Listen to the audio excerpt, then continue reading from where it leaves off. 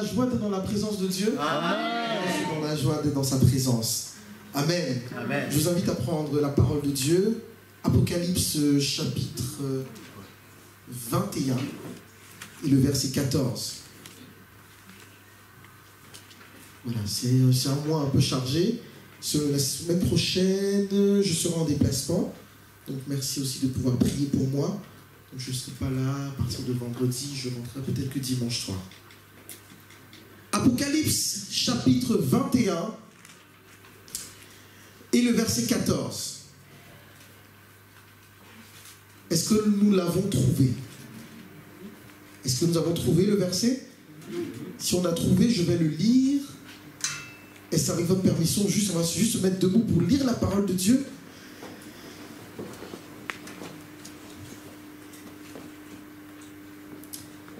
Les murailles de la ville avaient 12 fondements, et sur eux, les 12 noms des 12 apôtres de l'agneau. Une autre version va dire, les murailles de la ville avaient 12 fondements. Une autre version va dire, les murailles de la ville avaient 12 colonnes. Et sur chacune de ces colonnes était inscrit le nom des apôtres de l'agneau. Seigneur, merci pour ta parole au nom de Jésus. Amen. Amen. Amen. Amen. Merci pour asseoir la parole. Le message que je veux partager avec vous aujourd'hui s'intitule ainsi, Dieu élève des colonnes. Dieu élève des colonnes.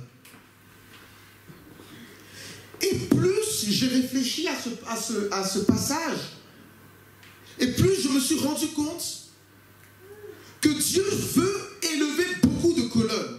Mais il y a un problème. Dieu ne trouve pas des personnes pour élever des colonnes avec eux. Déjà ici, on nous parle des 12 apôtres. Et sur ces 12 apôtres, vous convenez avec moi qu'au temps de Jésus, Jésus avait bien 12 apôtres. Mais il y en a un, il n'était même pas réellement dans le groupe. Il y en a un qui était un intrus, qui était un incrusté. C'est le gars qui s'était invité sans invitation. On connaît tout ça. On se ramène quelque part, on a appris qu'il y a de bonnes choses, il y a à manger, et on se ramène dans un mariage alors qu'on n'a pas été invité. Il s'est ramené sans invitation parce qu'il avait entendu aussi que Jésus l'avait choisi, mais il avait vu qu'autour de Jésus, il y avait la trésorerie. Et le trésorier de Jésus-Christ était un intrus. Et je suis quasiment sûr que certainement le nom de Judas Iscariote n'est pas sur ces murs-là. Ce n'est pas le nom de Judas Iscariote, c'est le nom de quelqu'un d'autre. Est-ce Matthias, est-ce Paul, je ne sais pas, mais c'est certainement pas Judas Iscariote.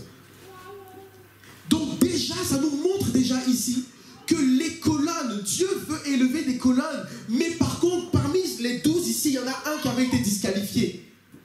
Il y en a un qui ne s'est pas retrouvé, où son nom ne sera pas marqué sur la colonne de la Nouvelle Jérusalem. Pour quelle raison? Pour quelle raison? Avait-il conscience que Dieu avait prévu pour lui que jusque dans l'éternité, son nom soit inscrit quelque part? Les enfants de Dieu qui sont ici, ont-ils conscience que leur récompense va durer pour l'éternité, sans fin, ça ne va jamais s'arrêter? Ont-ils conscience que, quelque part dans le ciel, leur nom est inscrit non seulement dans le livre de vie, mais Dieu nous révèle par là que certainement il y a des personnes, Dieu va inscrire leur nom dans des avenues du ciel. Amen. Il y aura les noms de certains grands évangélistes. Il y aura le nom de certains serviteurs et servantes de Dieu. Il y aura aussi peut-être ton nom. Mais est-ce que tu veux que ton nom aussi soit marqué sur une des villes de Jérusalem, sur la Nouvelle Jérusalem, sur une des portes de Jérusalem, sur une des avenues de la Nouvelle Jérusalem? Dieu veut élever des colonnes. Et on va regarder un peu ce que le Seigneur avait dit à ses apôtres. Premièrement, il avait commencé par donner un commandement à l'apôtre Pierre. Il s'était révélé à lui à 2 reprises pour lui indiquer sa mission, pour lui indiquer qu'il attendait de lui quelque chose. Et je veux vous inviter à prendre la parole de Dieu. Luc chapitre 22. Luc chapitre 22. Et on va regarder dans Luc chapitre 22 ce que le Seigneur a dit à l'apôtre Paul. Luc chapitre 22, le verset 31 et 32.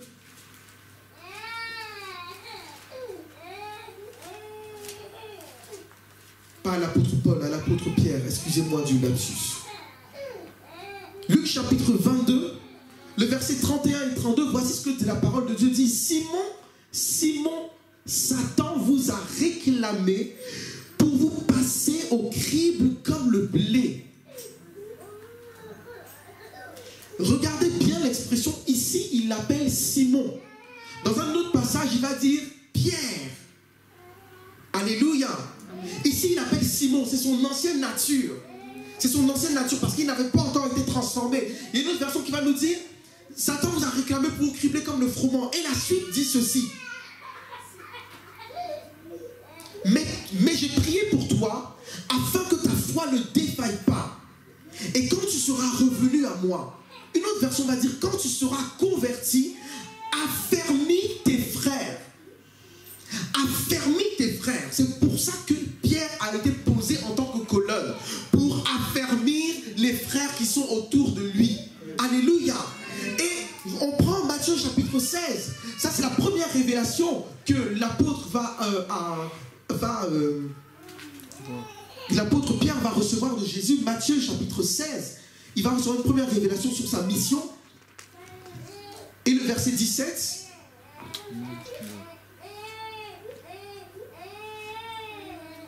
Matthieu 16, verset 17. La Bible dit ceci, tu es heureux, Simon, fils de Jonas, car ce ne sont pas la chair et le sang qui t'ont révélé cela, mais mon Père qui est dans les cieux. Et moi, je te dis que tu es Pierre. Alléluia. Et regardez maintenant ici l'expression. Il appelle maintenant de sa nouvelle nature. Tu es Pierre. Tu n'es pas Simon. Tu es Pierre. Et sur cette pierre, je bâtirai mon église. Alléluia. Donc ici, il est en train de lui montrer ce qu'il prévoit de faire avec lui, le petit Simon-Pierre. Ce qu'il prévoit de faire, c'est de quoi? De faire une colonne pour bâtir l'église. Mais la précision est à donner, c'est que Jésus bâtit son église sur lui-même d'abord. Il est la pierre angulaire. Amen. Amen. Alléluia. La pierre angulaire qu'ont rejeté ceux qui bâtissaient est devenue la principale de l'angle. C'est ça. Jésus lui-même est la pierre principale et le fondement même de l'église. Maintenant, sur ce fondement que lui il est, il va positionner des personnes qui vont être des colonnes pour élever son église vers le haut. Alléluia. Et c'est à ça que le Seigneur nous invite, vous et moi aujourd'hui, à comprendre et à rentrer. Il faut que les enfants de Dieu, que chacun d'entre nous accepte de devenir une colonne du Seigneur. Amen. Il faut que chacun d'entre nous accepte d'être une colonne du Seigneur. Il faut, je le répète, que chacun de nous accepte d'être une colonne du Seigneur. La colonne n'est pas là pour être le chef qui va truster le conseil d'administration de l'église ou qui va truster le conseil de l'église. Il y a une série qu'on regardait à la maison avec ma femme, c'était une série américaine et à la fin même on a zappé carrément parce que ça nous a trop énervé. Mais les gens sont juste là en fait pour être au conseil de l'église et pour prendre juste des décisions. Mais ce sont des païens notoires. Être une colonne, ce n'est pas juste être chef. Je suis le chef du département Intel. Je suis au conseil de l'église. C'est pas juste ça. Être une colonne, le véritable sens d'être une colonne, c'est d'affermir les frères. Amen. Alléluia. C'est d'être une personne sur laquelle d'autres personnes peuvent venir s'asseoir, se reposer. Pourquoi? Parce que tu es solide. Parce que toi-même, tu es enraciné en Christ et parce que tu es solide. Si tu n'es pas solide, comment tu peux porter d'autres personnes? Amen. Bien aimé. Si toi-même tu n'es pas solide, comment tu peux que d'autres personnes s'appuient sur toi? La nature ne nous enseigne-t-elle pas que cette feuille-là, qui est ici, elle n'est pas solide? Si je mets mon téléphone sur cette feuille, mais la feuille s'écroule. Comment veux-tu être une colonne? Mais une colonne qui est fébrile, une colonne qui flanche, une colonne qui tombe, une colonne qui s'affaisse. Quel genre de colonne sommes-nous? Et maintenant, je parle, et dans l'amour du Seigneur, je veux vraiment m'adresser à tous ceux qui ont une responsabilité dans l'église, quelle qu'elle soit. quel genre de colonne es-tu? Une colonne sur laquelle les gens peuvent compter? Ou alors une colonne, on lui donne une petite charge, boum, s'écroule. C'est trop lourd pour toi. Deux petites âmes à encadrer, boum, tu t'écroules. Quel genre de colonne es-tu? Est-ce qu'on te voit dans l'église en tant que colonne? Et même si tu n'es pas responsable, même si tu n'as pas un titre de responsable, est-ce que dans l'église, lorsque le pasteur te regarde, est-ce qu'il voit quelqu'un sur qui il peut compter? Ou est-ce que tu apparais juste le dimanche et puis à 12h30 tu prends ton sac et tu repars? La semaine, on ne te voit pas. La cellule de prière dans le quartier, on ne te voit pas. Les réunions des hommes et des femmes, on ne te voit pas. Les réunions des jeunes, on ne te voit pas. Les réunions d'intercession, groupe musical, groupe d'accueil et autres, on ne te voit pas. On te voit juste apparaître le dimanche, sortir de l'église à 12h30 et revenir la semaine suivante le dimanche. Est-ce que toi-même, tu n'es pas fatigué de ça? Frères, sœurs, est-ce que nous-mêmes, quelquefois, quand on se comporte de la sorte, est-ce qu'on n'est pas fatigué, franchement? Est-ce que, même si tu n'es pas une colonne dans toutes ces réunions, mais est-ce que dans ta cellule de prière, dans ton quartier, dans la ville qui est à côté de toi, tu prends un bus et tu es dans ta cellule de prière à 15 minutes de chez toi, est-ce que là-bas même, on peut compter sur toi ou pas? Pose-toi la question. Pose-toi la question. Dieu attend, même si tu n'es pas au groupe des hommes, c'est pas grave. Même si tu n'es pas au groupe des jeunes, c'est pas grave. Mais au moins dans ta cellule de prière, sois une colonne pour affermir d'autres, pour encourager d'autres. Alléluia. Amen. Soyons ces colonnes-là. Dieu veut élever des colonnes, mais Dieu n'en trouve pas. Dieu ne trouve pas des personnes qui sont prêtes à se disposer, qui sont prêtes à accepter de faire l'œuvre, tout simplement. Dieu ne trouve pas des personnes. Soyons des colonnes. Alléluia. Amen. Une colonne, elle est là pour soutenir. Donc elle-même, elle doit être enracinée. Tu dois prier pour être enraciné en Christ. Ceux que tu vas porter là, ils ne sont pas parfaits. Ils sont très imparfaits. Tu vas voir quand tu les appelles, ils ne décrochent pas au téléphone. Tu vas voir quand tu leur dis, frère, il faut venir à l'église. Oh oui, t'inquiète pas, le dimanche prochain, je suis là. Et le dimanche suivant, tu arrives, ils ne sont pas là. Tu vas faire quoi? Te décourager? Vas-tu prier pour eux? Vas-tu continuer à les appeler en disant, Seigneur Jésus a besoin de cette âme. Donc je vais aller chercher cette âme, quel que soit ce que ça va me coûter. Dieu veut des colonnes. Alléluia. Amen. Dieu veut des colonnes. Est-ce que les colonnes sont là aujourd'hui? Amen. Amen. Amen. Alléluia. Amen. Donc tout le monde veut être une colonne. Qui ne veut pas être une colonne? Bon, il y a des gens, on t'appelle, on dit, monsieur, vous êtes ministre. Il y a des gens qui refusent. Hein? Il y a des gens qui ne veulent pas la responsabilité. Ils disent, non, non, c'est pas pour moi. Il y a des gens qui ne veulent pas la responsabilité, qui ne veulent pas les récompenses qui sont associées à la responsabilité. Alors, est-ce que peut-être il y a des gens ici qui ne veulent pas être des colonnes? Je ne sais pas. Mais si nous voulons être des colonnes, il y a des choses à comprendre. Ce qu'il faut comprendre, prenons Actes des Apôtres, chapitre 6. Actes des Apôtres et le chapitre 6.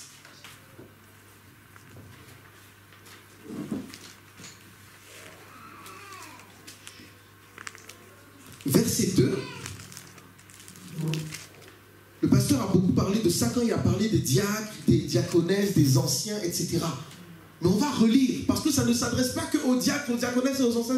La vision, en fait, est plus large. Verset 2. Les 12 convoquèrent alors la multitude des disciples et dirent, voilà le constat. Et voilà premièrement la raison pour laquelle l'Église a besoin de colonnes. Il n'est pas convenable que nous laissions la parole de Dieu pour servir aux tables. Maintenant, je dis ceci. Il n'est pas convenable que le pasteur ou que ceux qui sont chargés d'apporter la parole de Dieu, il y a des églises, il y a plusieurs pasteurs, qui sont chargés de faire le ministère, soient en train de monter dans la voiture, aller à la gare, récupérer récupérer les âmes, revenir à l'église, repartir à la gare. Ensuite, le dimanche, ils viennent, ils mettent les chaises, ils placent les micros. Ce n'est pas convenable. Amen. Ce n'est pas convenable. C'est pour la raison pour laquelle il faut que dans l'église, il y ait des servantes et des serviteurs. Pour que ceux qui ont été appelés au prophétique, au ministère pastoral, au ministère de docteur, au ministère d'évangéliste, puissent réaliser leur ministère et qu'ils ne soient pas dispersés. Amen. Amen. Amen. Sinon, s'ils sont dispersés, ils vont faire le ministère, mais il y aura un problème. Il n'y aura pas de, vous voyez, il n'y aura pas de dynamisme. Il va manquer quelque chose. C'est pour cette raison, les apôtres eux-mêmes, ils ont fait le constat, ils ont dit non, franchement, si on continue de la façon dont on est en train de faire là, on va s'épuiser. Et puis cette église, elle va disparaître. Mais comme ce n'est pas le plan de Dieu, Dieu les inspire en disant, écoutez, arrêtez vos histoires, concentrez-vous sur l'essentiel, c'est-à-dire quoi? La prière, quoi? La parole de Dieu, l'entretien des âmes, le service, etc. Et laissez les autres tâches aux autres. Maintenant, les autres tâches qu'on laisse aux autres, quand on les laisse, il n'y a personne qui veut prendre. Et ça, c'est un problème. Et donc, finalement, comme il n'y a personne qui veut prendre, on voit finalement les ministères qui étaient chargés justement de prier pour chercher le message, qui se retrouvent en train de, allez, il faut participer à la réunion ici. Allez, il faut participer à la réunion là. Allez, il faut faire telle et telle autre action. Alors que ces actions auraient dû être portées par d'autres frères et sœurs. Où sont-ils? Où sont-ils? C'est la question que le Seigneur nous pose aujourd'hui. Où est-ce qu'ils sont passés? Donc le constat ici, on ne peut pas servir à la prédication, à l'intercession, aller chasser les démons. Tu sais, aller chasser un démon, quelquefois toi-même tu es obligé de te consacrer pendant plusieurs jours, tu es obligé de prendre le temps de chercher la face de Dieu, de jeûner dans la prière, d'être concentré vraiment sur une chose. Et puis, tu es concentré sur une chose, et puis tu dois, à 18h, il faut que je cours, il faut que je prenne le métro, parce qu'il y a une réunion là-bas, il n'y a personne sur qui je peux compter. Il n'y a personne qui va venir. Et donc, si moi-même je ne viens pas m'assurer que la réunion se tienne, la réunion ne se tiendra pas.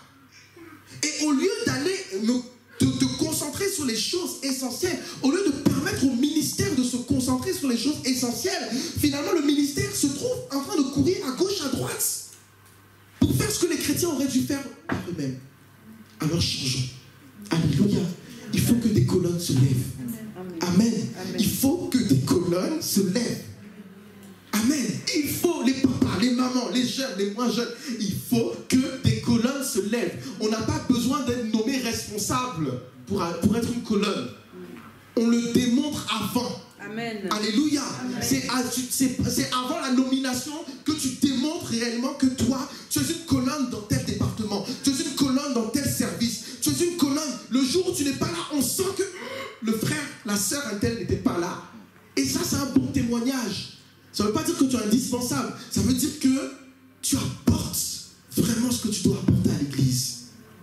Alléluia. Amen. Avancez avec moi. Troisième fois où Jésus se révèle à Pierre. Jean chapitre 25. Jean chapitre 25, le verset 15. La troisième fois où Jésus vient se révèle à Pierre par rapport à sa mission. Il y a eu une première fois où Jésus s'est révélé en disant, lorsque Pierre a dit, tu es le Christ, tu es le Fils de Dieu, Jésus lui a dit, oh, mon fils, c'est bien. Ce n'est pas la chair et le sang qui te l'a révélé, c'est mon Père qui est dans les cieux. Sur cette pierre que tu es, mais je te déclare, en fait, tu t'appelles Simon, hein, mais non, tu t'appelles Pierre, tu es Pierre. Et c'est là qu'il a eu la révélation de son identité. Sur cette pierre, je bâtirai mon église. La deuxième révélation dont on a parlé, c'est Luc chapitre 22, 31, où Jésus revient encore en disant à Pierre, en réalité, tu t'appelles Simon et tu t'appelles toujours Simon. Mais quand tu seras converti, affermis tes frères. C'est la deuxième fois. Et la troisième fois, Pierre avait failli à sa mission. Pierre avait renié Jésus. Parce que lorsqu'on lui a dit, Pierre, Satan veut te cribler. Mais l'apôtre Pierre, attends, mais c'est un gaillard, c'est un leader. Il était chef d'entreprise, il avait sa petite association. Il avait le don de fédérer autour de lui. Il a dit, Seigneur, peut-être que tous ces gens que tu vois ici, ces petits-là, ils vont t'abandonner. Mais moi, Pierre, jamais je te laisserai tomber. Et le Seigneur Jésus a regardé et dit, mon petit, le coq ne chantera pas 3 fois, tu m'auras renié. Donc Pierre, Jean chapitre 21, Pierre avait totalement échoué par rapport à Jésus. Il était pris de culpabilité. Et Jésus vient lui dire, verset 15. Après qu'ils eurent mangé, Jésus dit à Simon-Pierre, Simon, fils de Jonas, m'aimes-tu plus que ne le font ceux-ci? Est-ce que tu m'aimes plus que ces gens-là qui sont autour? Est-ce que tu m'aimes plus que les autres disciples? Parce qu'auparavant, il avait dit, oh, même si eux, ils t'abandonnent, moi, jamais je t'abandonnerai. Donc Jésus lui repose la question, Pierre, Simon Pierre, est-ce que tu m'aimes plus? Et il donne une réponse. Il dit, oui Seigneur, tu sais que je t'aime. Mais en fait, la traduction française, on est dans une traduction et le mot aimer ici est un mot qui a plusieurs niveaux. Dans le texte original, il y a l'amour éros, l'amour philae et l'amour agapé. Et donc Jésus va utiliser le terme pour parler de l'amour. Il va dire, est-ce que tu m'aimes? De l'amour suprême, de l'amour divin. Et quand vous regardez la réponse de Pierre, Pierre répond dans l'amour inférieur. Pour ceux qui comprennent un peu l'anglais, c'est comme si tu dis, est-ce que tu me loves? Et la personne dit, oh, tu sais que je te like. De la même façon que je vais liker mes publications Facebook, quand je vois un mot qui m'intéresse ou un truc qui me fait rire, je clique like. Mais on t'a posé la question, est-ce que tu loves?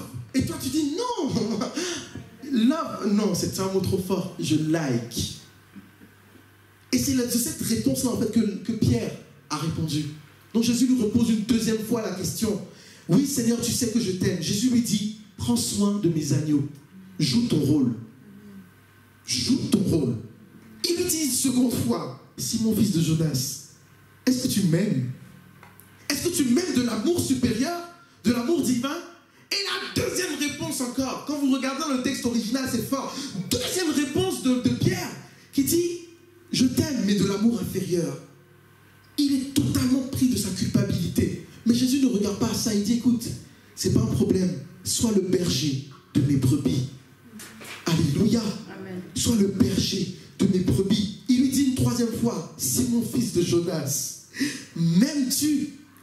Et Pierre fut attristé de ce qu'il lui avait dit pour la troisième fois, m'aimes-tu? Attristé parce que dans son cœur, ça lui a rappelé le jour où devant cette vieille femme, il a commencé à faire des imprécations et les imprécations, c'est jurer sur la terre. Je prends à tes mains la terre, le ciel, sur la tête de ma maman, sur la tête d'un tel.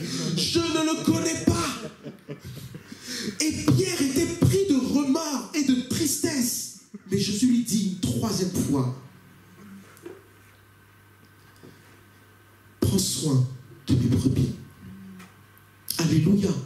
Peu importe la façon dont tu as failli, peu importe, on a tous eu des hauts, des bas, on a tous eu des défaillances. Mais le Seigneur ne regarde pas tes défaillances. Et le Seigneur ne regarde pas à te rappeler tous les jours qu'un jour tu as été défaillant. Il dit, c'est pas grave. Tu as été défaillant peut-être une fois, 2 fois, 3 fois. Prends soin de mon département. Prends soin. Prends soin de mon département. Positionne-toi.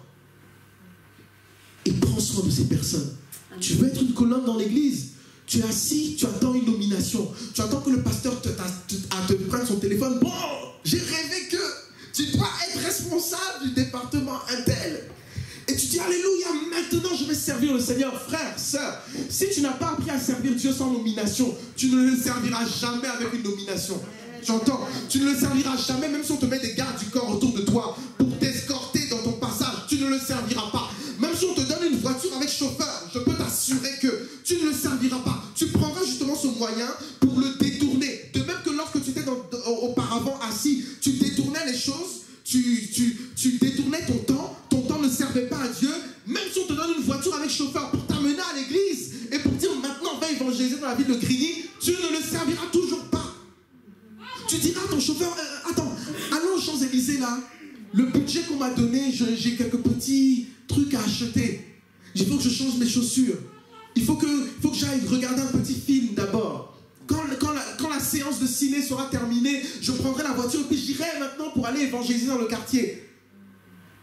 Dieu veut des colonnes et des colonnes qui se lèvent à tous les niveaux. Amen. Frères et sœurs, prenons nos responsabilités. La réalité spirituelle, en fait, lorsque nous sommes assemblés, 1 Pierre chapitre 2, verset 5, c'est la même image que l'on retrouve dans 1 Roi chapitre 18. Je prends 1 Pierre chapitre 2, verset 5. J'espère que je ne me suis pas trompé. Verset 4. Approchez-vous de lui qui, pierre vivante, rejetée par les hommes, mais choisie et précieuse devant Dieu. On parle de Jésus, approchez-vous de lui. Le verset suivant. Et vous-même, comme des pierres vivantes. Alléluia. Comme des pierres vivantes, édifiez-vous pour former une maison spirituelle, un saint sacerdoce, afin d'offrir quoi? Des victimes spirituelles, agréables à Dieu par Jésus-Christ. Une église dans laquelle les uns et les autres ne veulent pas s'édifier n'est pas agréable à Dieu. Une assemblée dans laquelle les frères et les sœurs ne veulent pas apporter un service pour l'autre n'est pas agréable à Dieu. Pour être agréable à Dieu, il faut que vous et moi, nous nous approchions comme des pierres vivantes. Alléluia. Amen. Regardez l'image des pierres vivantes. Prenons de mémoire 1 Roi chapitre 18.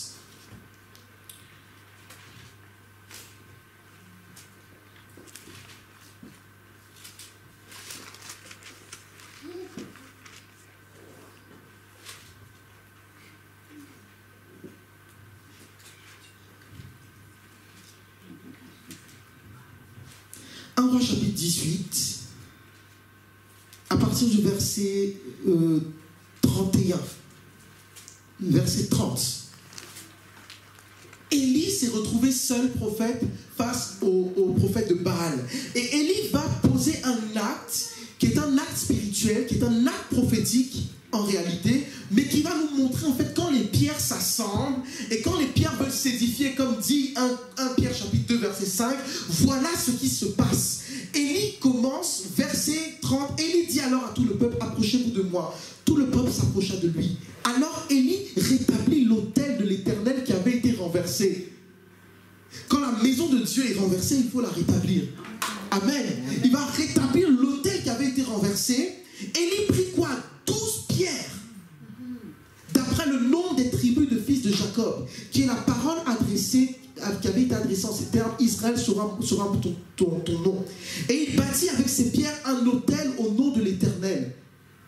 Il fit autour de l'autel un fossé de la capacité de 2 mesures de semences. Il arrangea le bois, découpa le taureau et le mit sur le bois, puis il dit remplissez d'eau. Faites-le une 3e fois. L'eau coula autour de l'autel et l'on remplit aussi d'eau le fossé. Au moment de la présentation de l'offrande, le prophète Élie s'avança et dit, Éternel Dieu d'Abraham, d'Isaac et d'Israël, que l'on reconnaisse aujourd'hui que c'est toi qui es Dieu en Israël, que je suis ton serviteur et que j'ai fait toutes ces choses par ta parole. Réponds-moi, Éternel, réponds-moi afin que ce peuple reconnaisse que c'est toi, Éternel, qui es Dieu et que c'est toi qui ramènes leur cœur. Alors, le feu de l'Éternel tomba et consuma l'holocauste, le bois, les pierres et la terre, et il absorba l'eau qui était dans le fossé. Alléluia. Lorsque vous rassemblez ces pierres qui sont des pierres vivantes, qui est vous et moi, lorsque nous nous rassemblons comme ça autour de Dieu a un objectif. L'objectif final, c'est quoi? Faire descendre son esprit. Et il dit quoi? Il dit que ici, il a défié les lois de la physique, parce que vous savez, quand vous mouillez quelque chose, c'est compliqué que le feu prenne. Mais là, il a mis de l'eau une fois, il a mis de l'eau 3 fois, il a mis de l'eau 4 fois. Et l'eau coulait autour et débordait. Ça nous parle de quoi? Le Saint-Esprit, de la parole de Dieu, l'eau de la parole de Dieu. Alléluia. Vous rassemblez des gens, vous donnez la parole de Dieu, vous leur donnez la parole de Dieu, vous invoquez le Saint-Esprit. À un moment donné, il se passe quoi? Que le feu descend pour embraser tout le monde. Que le feu descend dans l'église et consume. Et que ces pierres qui étaient des pierres mortes et viles commencent à être des pierres vivantes. Amen. Des pierres enflammées de feu. C'est là que Dieu veut nous amener. C'est là que Dieu veut nous amener. Mais pour cela, il faut que chacun aussi puisse jouer son rôle.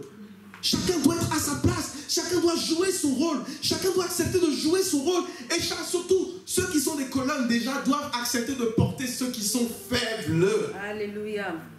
Si tu commences à porter les faibles et que toi-même tu t'écroules, peut-être qu'on aurait dû retirer un peu la charge. Ça veut peut-être dire que la charge était trop lourde. Ou ça veut peut-être dire que tu étais épuisé. Que chacun prenne sa place. Alléluia. Amen. Que chacun prenne sa place. Frères et sœurs, que chacun prenne sa place. Tu n'as peut-être pas les moyens de venir aux réunions en semaine. Peut-être que c'est compliqué avec le travail, avec la distance, les grèves de transport et autres. Tu n'as peut-être pas le temps. Il y a une cellule de prière à la maison. Tu peux rentrer dans la cellule et être une bénédiction pour une ou deux personnes. Alléluia. Tu peux te connecter à 5 h du matin. Tu peux peut-être pas te connecter à 5 h du matin parce que peut-être tu dois dormir tard, tu dois te lever tôt pour le travail. Mais tu peux servir. Le samedi, il y a des départements qui fonctionnent. Tu peux aller dans ces départements et servir. Pourquoi restes-tu à la maison et tu ne fais rien? Pourquoi? Qu'est-ce que tu gagnes? Inclinons nos têtes avec votre permission, prions. Père Saint, dans le nom de Jésus, je veux te prier. Je veux vraiment implorer ta grâce, implorer ton pardon. Seigneur, aujourd'hui, tu n'as rejeté personne. Tu ne rejettes personne. Ceux qui viennent à toi, Seigneur, tu ne les rejettes pas. Je veux juste te prier que vraiment tu changes les cœurs, tu changes les mentalités, tu changes la compréhension des uns et des autres. Que vraiment nous puissions, chacun pour sa part, être une colonne dans l'Église. Que nous puissions être des colonnes. Que nous puissions être des colonnes.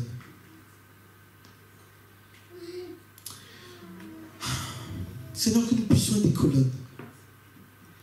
Mets cela au cœur de quelqu'un. De devenir une colonne qui va édifier les autres. Qui va porter les plus faibles. Qui va supporter les plus faibles. Qui va les aider à aller de l'avant. Seigneur, je te prie pour ton serviteur. Qu'il ne s'épuise pas la tâche. Peut-être que nous avons été défaillants, nous, le peuple. Peut-être que nous n'avons pas joué notre rôle et que nous l'avons laissé s'épuiser à la tâche. Je te prie aujourd'hui, Seigneur, que tu nous accordes ton pardon et que tu lui donnes la force, Seigneur Dieu, pour qu'il soit pleinement concentré à 100% sur son ministère. Et que...